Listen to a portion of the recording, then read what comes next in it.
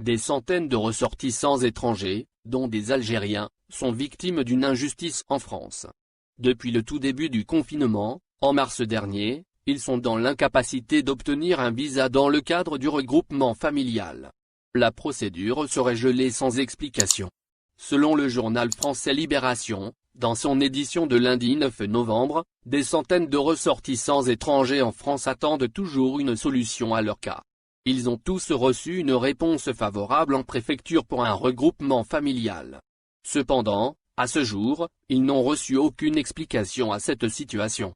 Ces ressortissants étrangers dénoncent une injustice de la part des autorités françaises.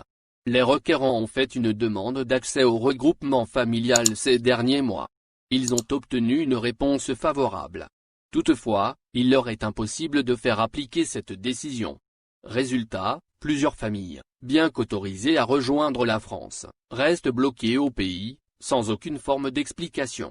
Cette procédure qui permet à un étranger de demander à être rejoint en France par son époux et ses enfants sous conditions strictes, serait d'ailleurs gelée. Le député Hubert Julien Laferrière a dénoncé, jeudi, la suspension temporaire de la délivrance de visas pour les bénéficiaires du regroupement familial en France.